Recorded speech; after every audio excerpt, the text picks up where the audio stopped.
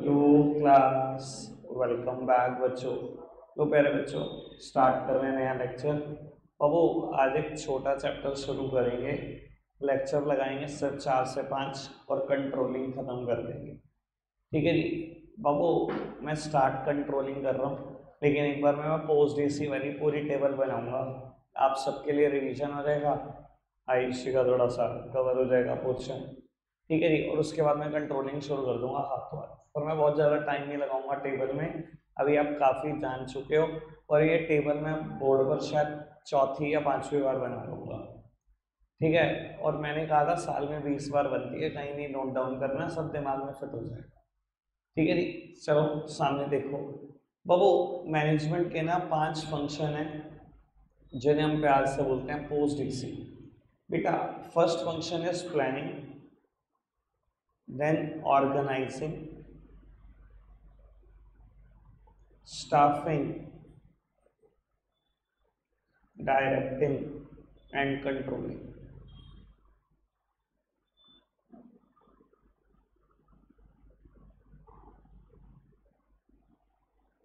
लोग उत्तर सामने देखो बाबू। प्लानिंग में क्या करती है ऑर्गेनाइजेशन? बेटा, प्लानिंग का सिर्फ एक ही काम है, सेटिंग ऑब्जेक्टिव। बेटा, ऑर्गेनाइजेशन के लिए ऑब्जेक्टिव सेट कराना ये प्लानिंग का काम है। समझाने के लिए एक बात बोलता हूँ बेटा, आज 1 अप्रैल 2024 है, और मेरी ऑर्गेनाइजेशन सोच रही है कि इस 2024-25 में क्या अचीव करें हम, क्या हमारे लिए बेस होना चाहिए, हमारा गोल क्या है। इन्होंने देखा पूरे लास्ट ईयर में ऑर्गेनाइजेशन ने 10 लाख यूनिट प्रोड्यूस करके सेल की थी। 10 लाख यूनिट प्रोड्यूस भी करी और सेल भी करी। इन्होंने इस साल के लिए टारगेट लिया 2024-25 के लिए कि हम क्या करना चाहते हैं, अपनी सेल को 20% से इंक्रीज करना चाहते हैं। दैट सिंपली मीन्स हम चाहते हैं कि 12 लाख यूनिट प्रोड्यूस हो जाए, 12 लाख यूनिट बिक जाए। ये हमने प्लानिंग में ऑब्जेक्टिव लिया। बेटा, हमेशा ध्यान रख लेना, planning is always done for the future, never done for the past. Planning हमेशा फ्यूचर के लिए होती है बेटा, पास्ट के लिए नहीं हो सकती। हम सब आज बैठे हुए हैं, शायद बोर्ड के पेपर अभी 10 महीने दूर हैं, 8 महीने 9 महीने तो दूर हैं ही कम से कम। और वो लेकिन हम आज से ही प्लान कर रहे हैं कि हमारा गोल क्या, उसमें कितना सिक्योर कर रहे हैं हमें मार्क्स। बाबू, हम में से कोई यहाँ पर ये तो नहीं सोच रहा ना कि हम 11th में जाएंगे और टॉप करके आएंगे। बेटा, planning is always done for the future. Past की तो बात नहीं कर सकते ना हम, प्लान करता है इंसान हमेशा फ्यूचर के लिए करता है।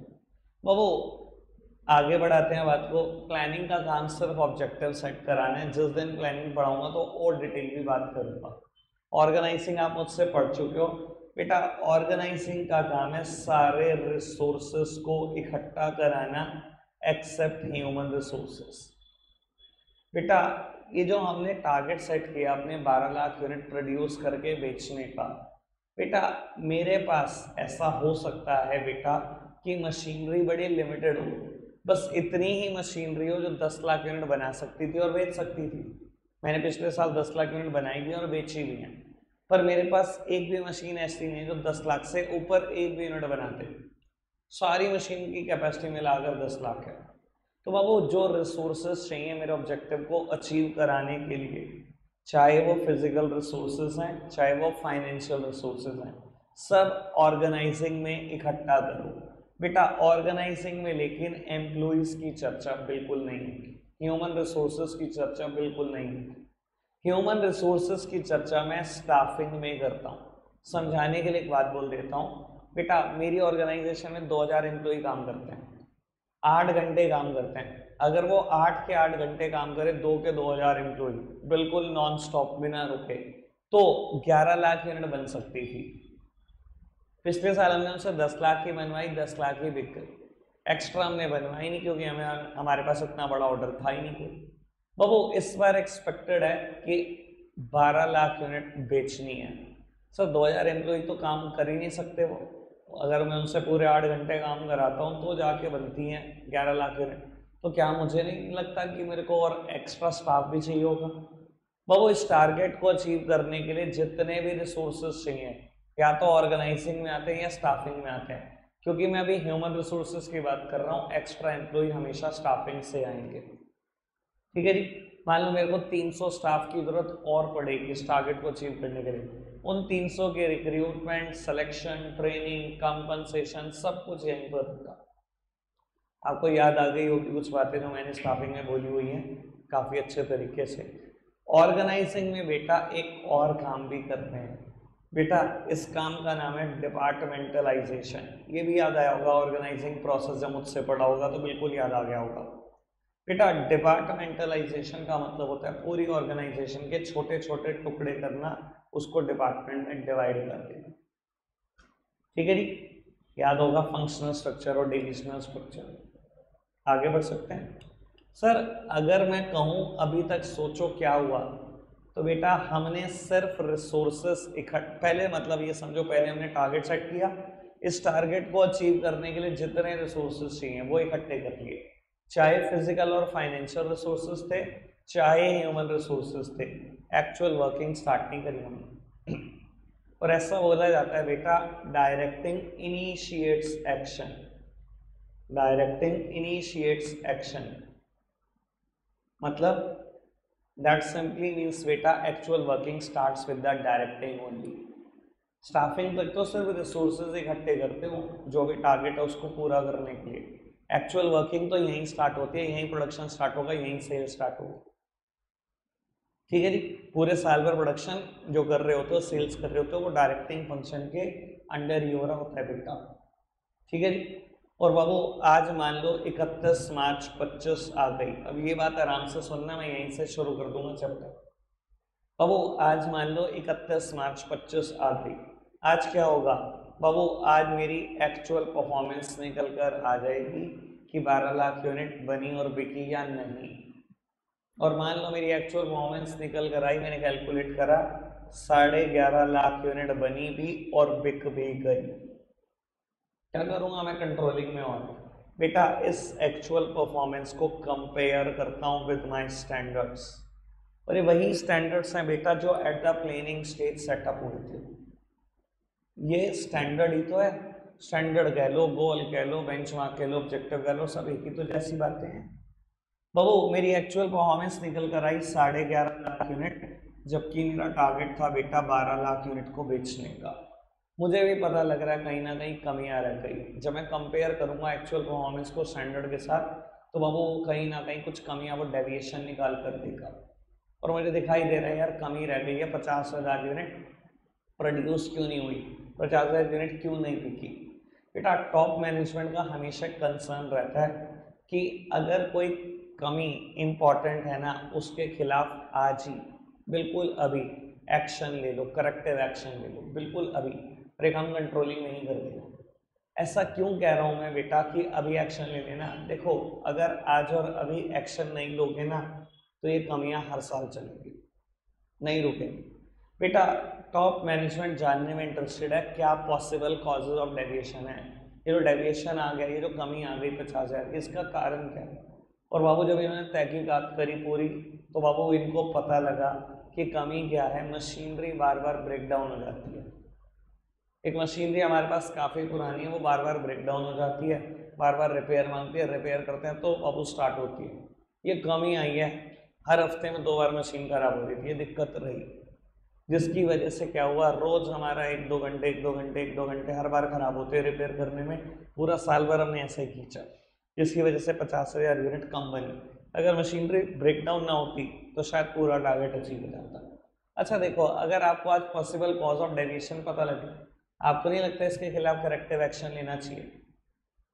अच्छा अगर मैं इग्नोर करूं इसको तो क्या होगा? तो अगले साल भी टारगेट पूरे नहीं होंगे, लिख के ले लो। तो बाबू टॉप मैनेजमेंट सिर्फ कंपैरिजन करके छोड़ नहीं देता, सिर्फ डेविएशन निकाल कर छोड़ नहीं देता, डेविएशन के रूट कॉज तक जाता है और उसके खिलाफ करेक्टिव एक्शन भी लेता है, कंट्रोलिंग एक्शन हो जाने के बाद बाबू अब हम दोबारा आगे बढ़ते हैं जिंदगी में, दोबारा प्लानिंग। इधर देखना सर, ये जो प्रोसेस है, ये जो फंक्शन है मैनेजमेंट के, it is continuous, they are continuous बाबू, ये सब कॉन्टिन्यूस फंक्शन हैं, दे आर नेवर एंडिंग बाबू, दे आर ऑन गोइंग, हमेशा ऑन गोइंग है, कॉन्टिन्यूस है, कभी एंड नहीं होगा इनका। अब ये मत सोचना कि कंट्रोलिंग के बाद सब खत्म। भैया 31 मार्च 25 ही तो गई है, अब मैं आगे बढ़ूंगा फिर 2025-26 के लिए प्लानिंग। यानी कि बेटा कंट्रोलिंग के बाद आना हमेशा प्लानिंग नहीं है, और यही बेटा चलता रहेगा, कभी नहीं रुकेगा। कोई दिक्कत कोई परेशानी तो नहीं बाबू। एक टॉपिक है कंट्रोलिंग में, relationship between planning and controlling, निकालना फटाफट से। और relationship between planning and controlling page number 80 के आसपास होगा, शायद 80 के आसपास।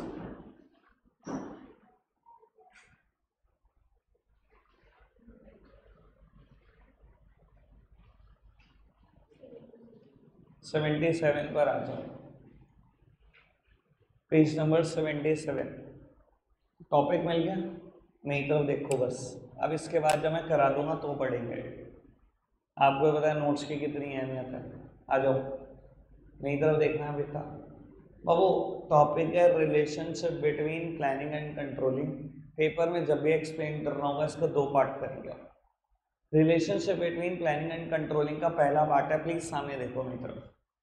Interdependence between planning and controlling. Interdependence between planning and controlling का मतलब क्या होता है कि कैसे प्लानिंग और कंट्रोलिंग एक दूसरे के ऊपर बिल्कुल डिपेंडेंट है।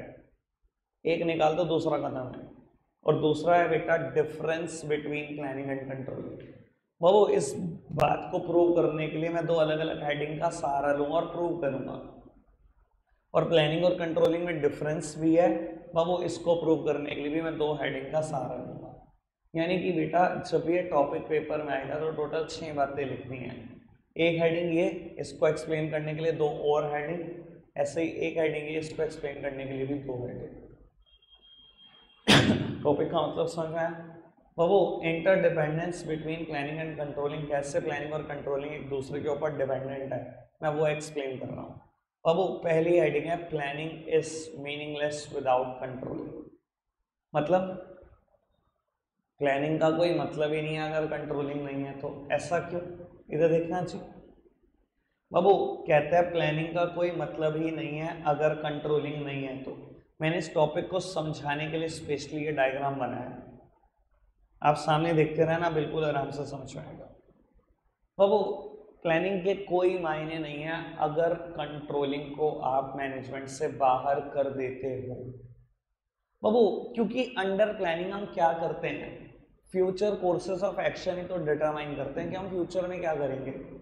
1 अप्रैल को बैठकर 31 मार्च 25 तक की प्लानिंग कर रहा हूँ, 1 अप्रैल 24 को बैठकर फ्यूचर कोर्सेज ऑफ एक्शन ही डिटरमाइन कर रहा है।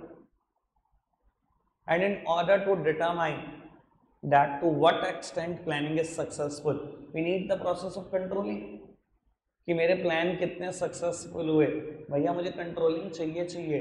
और अगर बेटा सिर्फ प्लान करोगे आप कभी कंट्रोल नहीं करोगे, then no person in the enterprise work seriously according to the plan and plan will surely fail. समझाने के लिए एक एग्जांपल, ऑर्गेनाइजेशन के अंदर से भी बाहर से भी, जैसे मर्जी सोच लो बाबू। अगर सीबीएसई बोर्ड आपको कह दे, प्लीज मेरी तरफ देखना, सीबीएसई बोर्ड आपको कह दे भैया प्लानिंग करो अपने लिए, अच्छे से अच्छी प्लानिंग, मुझे नंबर चाहिए, ये चाहिए वो चाहिए। आपने प्लान करा, अच्छे से ट्यूशन लगा ली, सब कुछ कर दिया शुरू बाबू, और आपको पता लगे कि पेपर होने ही कभी नहीं वाले, तो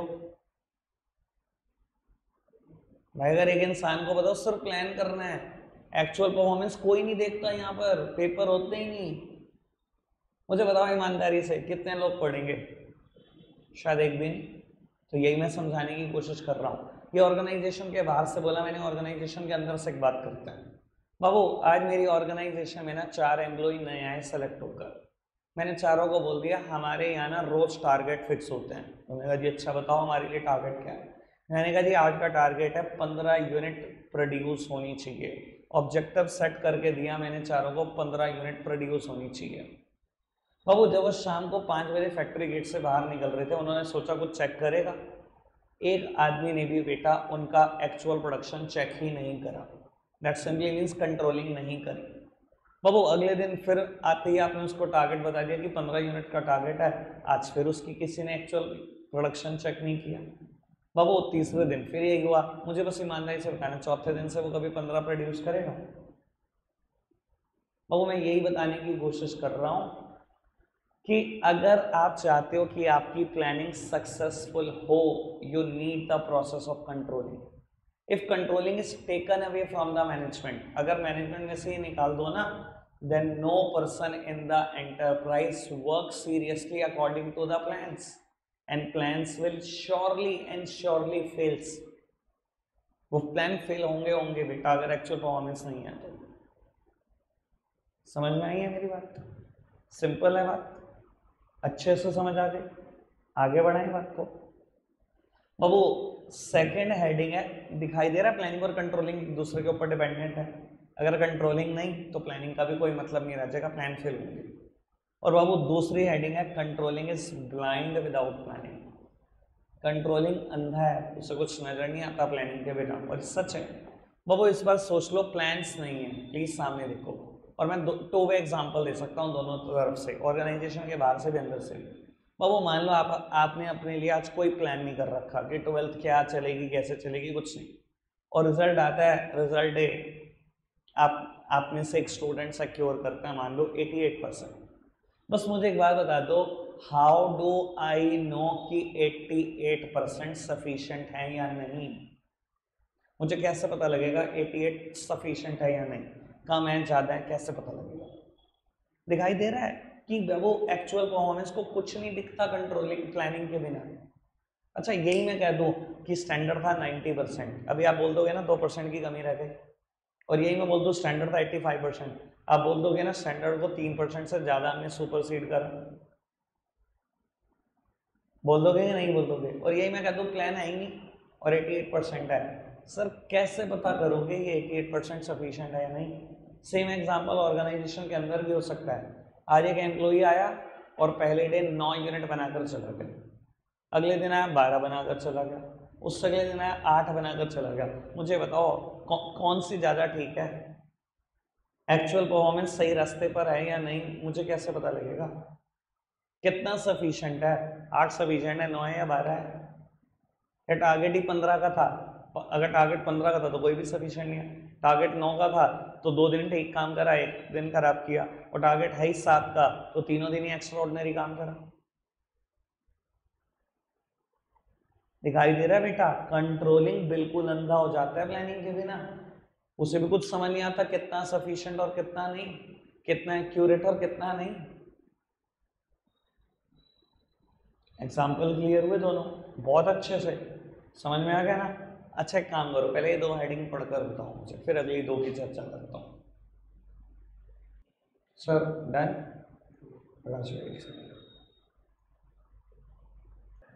बाबू मेरी तरफ देखना बेटा, अब मैं बात कर रहा हूँ difference between planning and controlling. ये देखिए आपने कि प्लानिंग कंट्रोलिंग के ऊपर डिपेंडेंट है और कंट्रोलिंग प्लानिंग के ऊपर। एक भी निकाल दोगे तो दूसरा खत्म है, उससे कुछ नहीं समझ में आएगा क्या हो रहा है। ये तो बात क्लियर हो गई। अब आप वो डिफरेंस की बात करते हैं। डिफरेंस में पहली हेडिंग है planning is looking ahead whereas controlling is looking back. बाबू ये तो बहुत सिंपल बात है और मैं बता देता हूँ, इसको मैं नहीं भी समझाऊंगा तो भी आप समझ जाओगे, लेकिन अगली जो बात है ना वो सबसे मुश्किल बात है इन चारों हेडिंग की, जो ज़्यादातर बच्चे ग्रैब नहीं करते। ठीक है जी, तुम्हें दिक्कतें आएंगी, मैं पक्का बोल रहा हूँ, क्योंकि अब अपना सहारा ही नहीं है वो रटवाने वाला। लोगों को लगता है कि बिजनेस स्टडी सिर्फ रटने का सब्जेक्ट होता है, आखिरी दिन उठाएंगे हाथ रखेंगे रट्टा जाएगा। पता नहीं कौन कौन से मिथ है भैया इस जगत में। इधर देखना जी बाबू, कहता है planning is looking ahead whereas controlling is looking back। और वो तो बाबू मेरे इस डायग्राम से भी क्लियर हो रहा है बेटा, plans are always made for the future। Planning का मतलब ही क्या होता है बेटा? peeping into the future। Under planning future activities are determined, हम फ्यूचर में झांकते हैं, फ्यूचर की चीजों को सोचते हैं, तो बेटा प्लानिंग तो है ही फ्यूचरिस्टिक, प्लानिंग तो है ही लुकिंग अहेड। और अंडर कंट्रोलिंग हम क्या करते हैं बेटा बाबू, हमारी एक्चुअल परफॉर्मेंस निकल कर आती है, इस एक्चुअल परफॉर्मेंस को जब हमें कंपेयर करना होता है ना विद स्टैंडर्ड्स, तो हम पास्ट में जाते हैं कि स्टैंडर्ड थे क्या। आज 31 मार्च 25 को जब मेरी एक्चुअल परफॉर्मेंस आई तो मैंने क्या किया, मैंने देखा कि यार 1 अप्रैल 24 को मैंने क्या स्टैंडर्ड सेट किए थे। क्या मैंने पास्ट में झांकना शुरू नहीं कर दिया? क्या मैंने पीछे देखना शुरू नहीं कर दिया? और मैं इस एक्चुअल परफॉर्मेंस को कंपेयर करूंगा अपने उन्हीं स्टैंडर्ड के साथ जो मैंने कभी सेट करे थे 1 साल पहले, और तब जाके मेरी कमियां मुझे पता लगेंगी। तो बाबू अंडर कंट्रोलिंग कहीं ना कहीं आपको दिखाई दे रहा होगा, आपको प्लानिंग में सेट किए हुए स्टैंडर्ड की जरूरत पड़ती है। तो बाबू हमें पीछे झांकना ही पड़ता है, that's why controlling is looking back. समझ में आ रहा है कि प्लानिंग लुकिंग अहेड है और कंट्रोलिंग लुकिंग बैक है। कोई दिक्कत कोई परेशानी तो नहीं? मुझे पता था ये हेडिंग में आप कभी भी नहीं बोलोगे कि कोई दिक्कत है। बाबू अब अगली हेडिंग बड़ी इंपॉर्टेंट है। बाबू अगली हेडिंग में बोलता है controlling is looking ahead, controlling आगे देखना है, while planning is looking back, planning पीछे देखना है। भाई ये कैसे, ये कैसे? मैं सब जानने की कोशिश करता हूँ बेटा, कैसे प्लानिंग पीछे देखना कैसे? बाबू मान लो आज ऑर्गेनाइजेशन का फर्स्ट ईयर ऑफ ऑपरेशन है, पहली नई नवेली ऑर्गेनाइजेशन आज बनी है और आज डेट है मान लो 1 अप्रैल 23, ठीक है भाई। पहले साल आपको पता है बहुत कमियां होती हैं, क्योंकि हम आते किसको देख कर हैं, जिस फील्ड में हम एंट्री कर रहे होते हैं ना उसके सबसे बड़े प्लेयर को देखकर हम कूदते हैं। किसी भी धंधे का काम है ये। मान लो मेरे को आज ट्यूशन शुरू करनी है, मैं क्या करूँगा, जो मार्केट में सबसे बड़ा प्लेयर होगा ना मैं सिर्फ उसको देखूंगा। मैं कभी भी उन लोगों को नहीं देखूंगा जो फेल हुआ इस फील्ड में। सबका ही काम है। किसी को क्या करना है, मान लो क्रॉकरी का बिजनेस शुरू करना है तो क्या करेगा, शहर के सबसे बड़े क्रॉकरी के प्लेयर को देखेगा, अच्छा इसकी इतनी इनकम, इतनी सेल, और कूद जाएंगे बस। यही होता है ना। तो बाबू आज फर्स्ट ईयर ऑफ ऑपरेशन है आपका, आज आपने टारगेट लिया, आपने 80,000 यूनिट्स कि मैं 80,000 यूनिट इस साल बेचना चाहता हूँ, ठीक है। जब साल भर खत्म हुआ तो पहले साल के रिजल्ट आए 20,000 यूनिट्स, बस 20,000 बिकी। आईना दिख गया आपको, एक ही साल में दिख जाता है, ज़्यादातर लोगों को पहले साल आईना ही दिखता है, ठीक है जी। अच्छा बस मुझे अभी ईमानदारी से एक बात बताना, जब 1 अप्रैल 24 को आप अपने लिए टारगेट सेट करोगे, ये सेट करोगे कि अब 1 लाख बेचूंगा, पहले साल ने आईना दिखा दिया, अब ऑब्जेक्टिव पता क्या होगा, ज़्यादा से ज़्यादा 30,000, बहुत हाथ तोड़ लोगे 32-35,000। समझ में आ रही बात? आपको नहीं लग रहा ये जो मैं प्लानिंग कर रहा हूँ it is based upon past year planning, it is based upon past year result, it is based upon my past experience. बेटा ज़्यादातर प्लानिंग जो की जाती है ना वो पास्ट ईयर रिजल्ट्स के बेसिस पे की जाती है, पास्ट एक्सपीरियंस के बेसिस पे की जाती है। तो प्लानिंग में भी कहीं ना कहीं लोग पीछे झाँक कर देखते हैं कि पिछले साल मेरी परफॉर्मेंस कैसी रही है। दिखाई दे रहा है आपको? That's why planning is looking back, planning में भी पीछे देखना पड़ जाता है। समझ आएगा पक्का से? बाबू कहते हैं कंट्रोलिंग इज लुकिंग अहेड। अब भाई ये कैसे, कंट्रोलिंग आगे कैसे देखना है? बेटा देखो कंट्रोलिंग आगे कैसे देखना है, अंडर कंट्रोलिंग जब आप एक्चुअल परफॉर्मेंस को स्टैंडर्ड के साथ कंपेयर कर देते हो कमियां आ जाती हैं। पॉसिबल कॉजेज ऑफ डेविएशन भी ढूंढने की कोशिश करते हो, ये कमियां किन कारणों की वजह से आई। खाली आप कमियों के कारण ढूंढ के इग्नोर तो नहीं कर देते ना, आप कहीं ना कहीं उनके खिलाफ करेक्टिव एक्शन लेते हो। मैंने अभी बताया था ना बाबू, ये जो करेक्टिव एक्शन ले रहे हो ये क्यों ले रहे हो, to prevent the future losses. भाई इस साल तो लॉस हो गया ना, 50,000 यूनिट कम बनी और बिकी। अगर मैं नई मशीनरी खरीद रहा हूँ अभी, बिल्कुल अभी, क्योंकि इस पूरे साल में मुझे 50,000 यूनिट कम बनने पे नुकसान हुआ है, तो बाबू ये मैं नई मशीनरी क्यों खरीद रहा हूँ, to prevent the future losses, कि अगले साल, अगले आने वाले कुछ साल मुझे लॉस ना हो, इसलिए तो खरीद रहा हूँ। तो बाबू आपको नहीं लगता कि मैं फ्यूचर की बातें सोच रहा हूँ कंट्रोलिंग में, मैं आगे ही तो देख रहा हूँ कंट्रोलिंग में भी। मान लो चलो मैं एक बात बोलता हूँ, ये 50,000 यूनिट कम बनी, मान लो जब आपने कारण ढूंढा तो कारण ये निकला कि सप्लायर ने ना आपको, जब रॉ मटेरियल आपने मंगाया तो 50,000 यूनिट खराब बेची रॉ मटेरियल की, 11.5 लाख ठीक बेची थी, उनसे 100% प्रोडक्शन हो गया, 11.5 लाख यूनिट फिनिश गुड्स बन गया। जो 50,000 खराब थी उनके चक्कर में बेटा फिनिश गुड्स भी ठीक नहीं बन पाया। मान लो कारण ये मिला, क्या करोगे, एक्शन लोगे इसके खिलाफ, अंडर कंट्रोलिंग। क्या करोगे एक्शन में? सप्लायर को एक मेल लिख कर भेजोगे कि मेरा स्पेसिफिकेशन ये है रॉ मटेरियल का, अगर तू आगे से स्पेसिफिकेशन का रॉ मटेरियल भेज सकता है तो हम कॉन्ट्रैक्ट करें तेरे साथ, वरना ये कॉन्ट्रैक्ट अभी खत्म कर, हम सप्लायर चेंज कर रहे हैं, किसी और से खरीदेंगे सामान, यही करूँगा ना। अच्छा, मैं ये जो कर रहा हूँ, ये जो मैंने एक्शन लिया अभी सप्लायर के खिलाफ क्यों लिया? तो प्रिवेंट फ्यूचर लॉसेस। क्या मैं पास्ट लॉसेस को रिकवर कर पाऊंगा इससे? भाई वो तो हो ही चुके ना, 1 साल मेरा बीत गया है, मेरा समय भी पूरा बीत चुका है, 50,000 यूनिट जो आपने खराब बेची थी उसमें भी मैंने लॉस सह लिया। पास्ट लॉसेस रिकवर नहीं हो सकते, पर बेटा फ्यूचर लॉसेस तो प्रिवेंट हो सकते हैं। आप देख रहे हो बेटा, मैं कंट्रोलिंग में आगे की बातें भी तो सोच रहा हूँ। That's why controlling is looking ahead, इसलिए कंट्रोलिंग आगे झांक रहे हैं जिंदगी में, इसलिए बेटा कंट्रोलिंग इज लुकिंग अहेड, है ना। पढ़ोगे अब आप? दोनों हेडिंग पढ़कर बताना फटाफट से मुझे, सब ठीक है? उत्तर सामने देखो। डन टॉपिक 5 टॉपिक है, एक खत्म हो गया, बच्चे 4। बाबू मैं स्टार्ट कर रहा हूँ कंट्रोलिंग प्रोसेस, बिल्कुल नेक्स्ट टॉपिक लिखा होगा आपकी नोटबुक में, नोट्स में। बाबू कंट्रोलिंग प्रोसेस में ना टोटल 5 हेडिंग है, कल तक कंट्रोलिंग प्रोसेस ही चलेगा, कल का भी सारा दिन कंट्रोलिंग प्रोसेस में निकलेगा। आप पहले मेरी तरफ देखो, मैं 3 हेडिंग के बारे में ना आपको कुछ बताना चाह रहा हूँ, प्लीज मेरी तरफ देखो। बाबू पहली हेडिंग कंट्रोलिंग प्रोसेस में लिखी है सेटिंग परफॉर्मेंस स्टैंडर्ड। आप सामने देखते रहना, मैं ऐसी बात बताऊंगा जो बहुत सारे बच्चों को पता ही नहीं होंगे, सिर्फ रट्टू होता होंगे। Setting performance standard, second one is measurement of actual performance. CUET का पेपर हुआ था अभी, ठीक है, लास्ट ईयर, होता ही है, आपको पता ही है। कॉमन यूनिवर्सिटी एंट्रेंस टेस्ट, आज की तारीख में अच्छे से अच्छी यूनिवर्सिटी चाहिए, CUET का पेपर देना पड़ता है। आज 3 बच्चों का फोन आया कि CUET के ना आंसर की जारी की है आज, सॉल्यूशन की।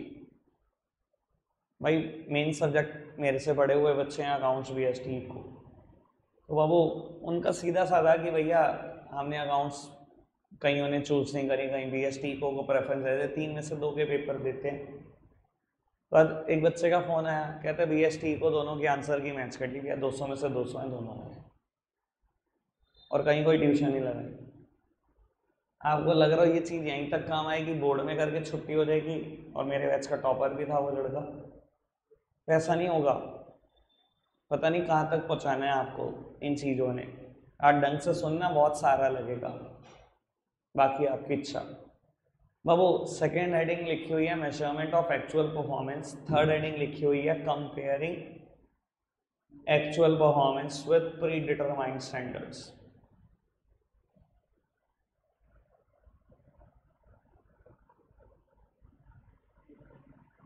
बाबू अभी जब मैंने कंट्रोलिंग की बात की ना आपसे, जब मैंने इस टेबल में बात करी, तो मैंने कंट्रोलिंग को कहाँ से शुरू करा कि एक कंट्रोलिंग में एक्चुअल परफॉर्मेंस आती है, इस एक्चुअल परफॉर्मेंस को कंपेयर करता हूँ विद माय स्टैंडर्ड्स, यही करता हूँ। यहाँ देखना, एक्चुअल परफॉर्मेंस आती है, इस एक्चुअल परफॉर्मेंस को कंपेयर करता हूँ विद स्टैंडर्ड्स, ठीक है। यार ये हेडिंग यहाँ कहाँ से आ गई? कंट्रोलिंग में कब से स्टैंडर्ड सेट होने शुरू हो गए? कहता है सेटिंग स्टैंडर्ड, मतलब सेटिंग ऑब्जेक्टिव। यार ये काम तो प्लानिंग का नहीं है सर, प्लानिंग का ही है। आधे से ज्यादा रट्टू तोते बच्चे, उनसे पूछ लेना एक बार ये कंट्रोलिंग में कैसे लिखा है। एक टीचर बैच में अपने जिक्र करता हुआ इस चीज का, सिर्फ रटवाएंगे बिठा के बिजनेस स्टडीज। भाई ये हैक स्टेप किसका? प्लानिंग का। यहाँ लिखने की वजह क्या है बाबू? यहाँ लिखने की वजह है कि बच्चा अगर इग्नोरेंट भी हो तो उसको पता हो क्या बात चल रही है। अगर सीधा यहाँ से शुरू करते कि एक्चुअल परफॉर्मेंस आगे, एक्चुअल परफॉर्मेंस को कंपेयर कर दो विद स्टैंडर्ड, तो बच्चा कह रहा है ये स्टैंडर्ड कहाँ है भाई, एक्चुअल परफॉर्मेंस को किस स्टैंडर्ड से कंपेयर करो।